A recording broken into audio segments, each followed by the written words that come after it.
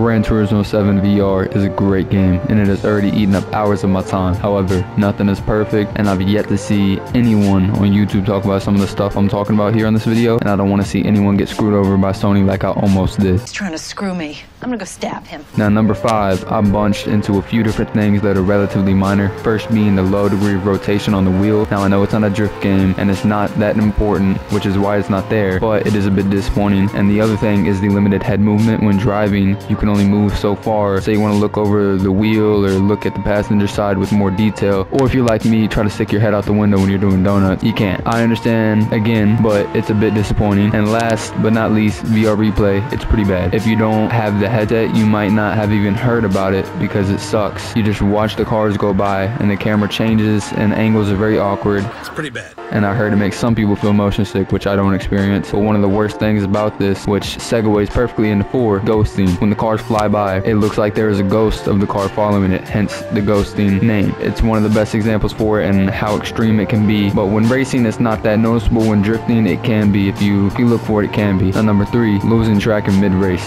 We're lost. I would say this one is pretty important. Now, this has only happened to me once, but I know for a fact that it's possible to happen again because VR tracking just is not perfect. And also keep in mind, racing is not my main thing, and I haven't been doing even all that much racing, if I'm being honest, and I've already had this happen to me. So this is terrible for competitiveness.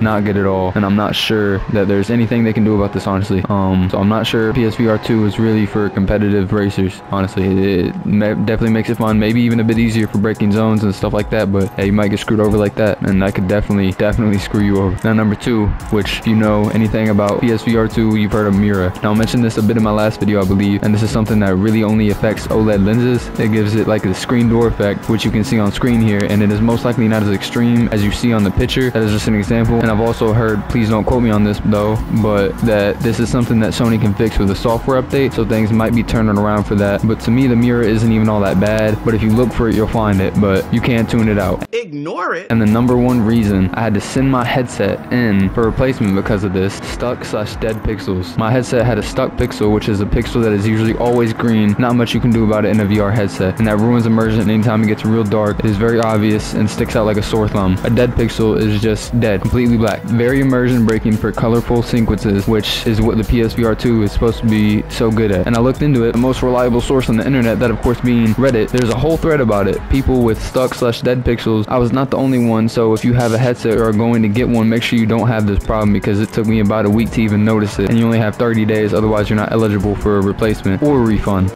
No refund, no refund. And I have yet to see any other people talk about this, really. And this is very important, and this shouldn't be happening. It'd be okay if I just got unlucky. Stuff like that happens, honestly, but that thread was pretty big after like 2 weeks of this being out. So please check your headset, make sure you aren't getting screwed over. After paying that steep price, we shouldn't have to deal with these problems, but here we are. Back to the normal format of content once my headset comes back. Let's really hope I get a good one. Please leave a like and sub if you enjoyed, and have a very good day.